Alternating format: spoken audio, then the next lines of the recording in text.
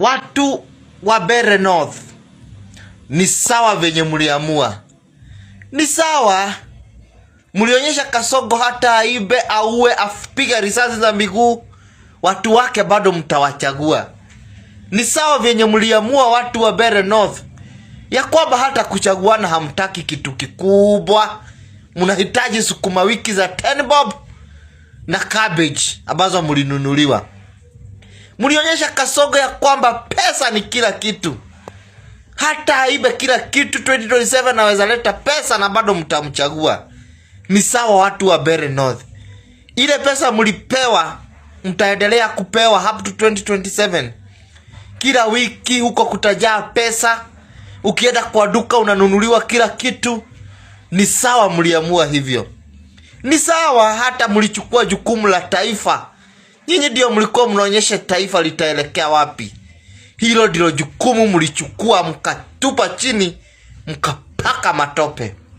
Watu wa Mbeere North. Na ninaamini ya kwamba hamja represent watu wa Embu, lakini Mbeere people mliamua vizuri. Hivyo ndivyo inafaa kukua. Kuchaguana hii nchi ni kuana.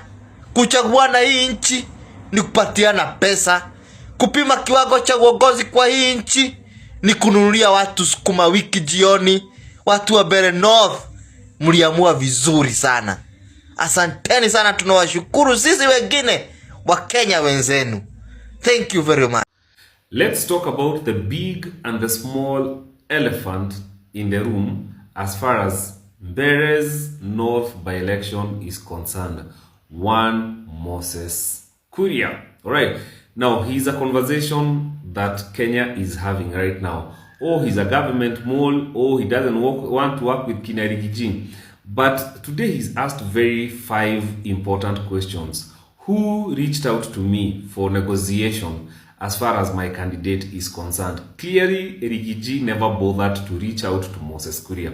And that's why it said yesterday, one of the biggest problems with united opposition is they were overconfident with their popularity and then failed on how to strategize the election. They needed to have a plan B. They needed to know who they were dealing with in the by-election. They needed to have a plan B, a plan C. When CS Roko stormed in one of the polling stations, they would have stormed into 2 other polling stations and done exactly what CS Roko did. That's a good thing because that's politics, aura for aura. I've told you again, the people who write the political and the democratic and power rules don't play by the rules you play with. I hope this message reaches to the united opposition and evolve in their strategy moving forward dealing with William Ruto.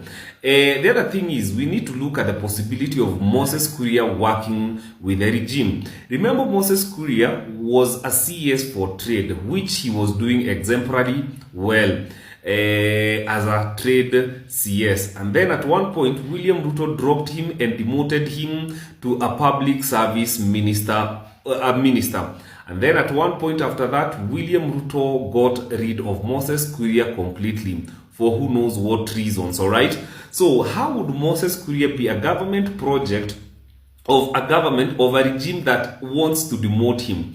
So when Moses Kuria saw, actually I would say it was Rigiji and the united opposition that handed the opportunity to Moses Kuria for Mbeere North. When Rigiji dropped, by the way, do you know that Moses Kuria's Chamachakazi candidate was the previous pick of DCP before they dropped him? So when Rigiji dropped Moses Kuria's candidate from DCP and went for a DP candidate, that was Rigiji's biggest mistake. Because number one, power shared is power doomed. Rigiji is the one who is carrying the popularity star here, not Justin Muturi. So Rigiji was not in full control of what was happening in Mbeere North, because according to some sources, there was in-house supremacy battles. You don't need to lose focus when you're dealing with someone like William Ruto. You should have known better.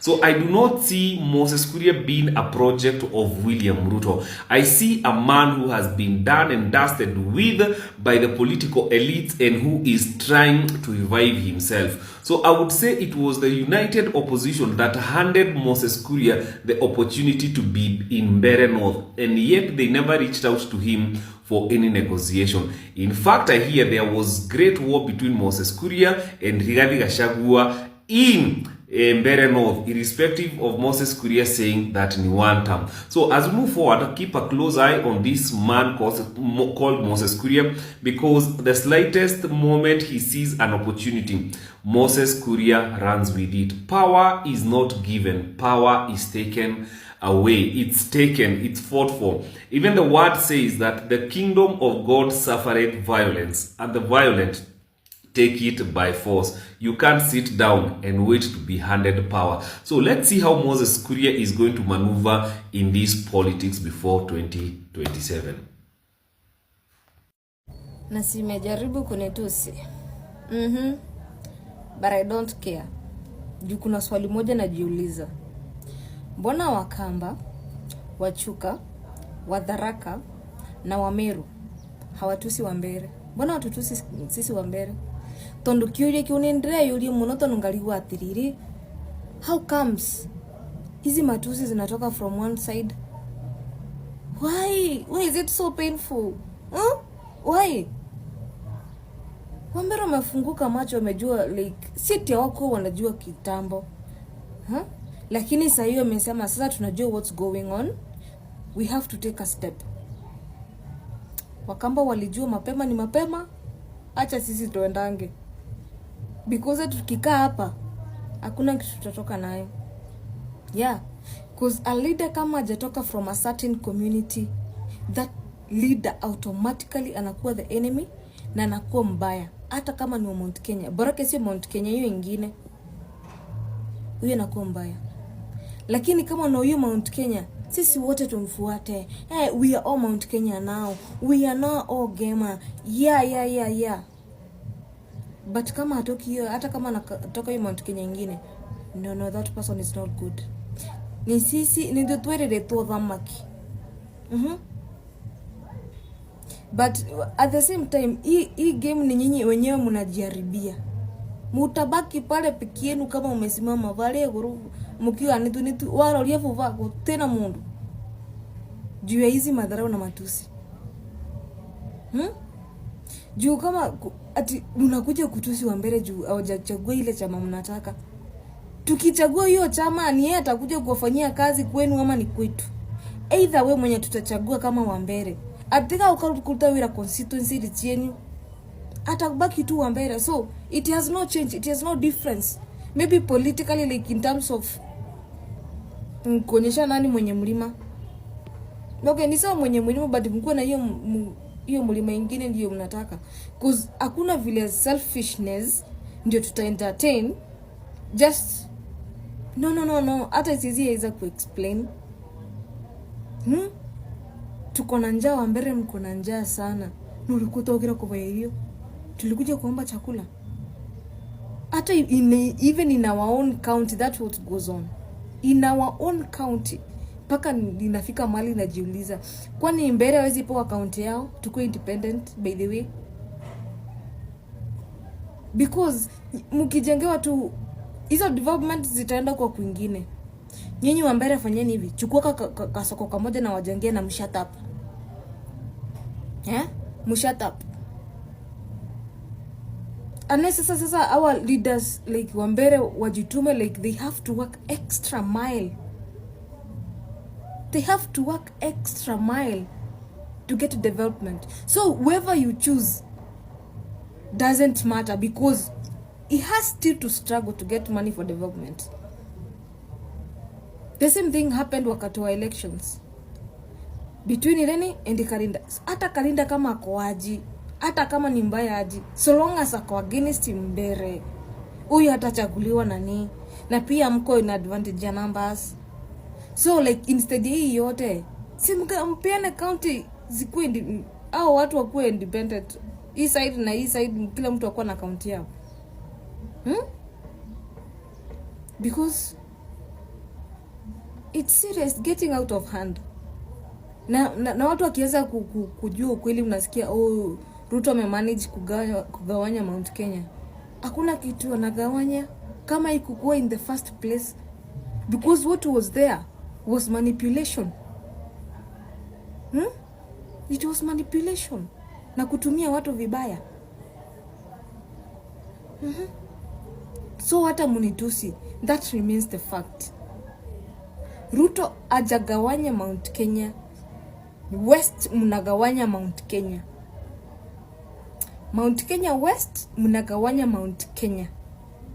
This is not about Ruto. It's inside problem. Tuko wengi, so lazima mtufuate. No. Tusema Kenya wote washikane. All communities in Kenya washikane against you. Kuna Wakisi, kuna Wakale, kuna Waluya, kuna Wajaluo, kuna Wameru, kuna Wakamba, kuna Wambere, wote Coastal washikane, ubaki West ninyi peke yenu. What will you do? Oda makini weto. Sijui tevatie kuvetoka, sijui itakuwa chani ya river. And that is the same narrative. Mnatumia ndio wengine wasipate leadership. Ni kwa liyeuma amunge support Kindiki. Hata even if for a moment mtuonyeshe at least we are trying.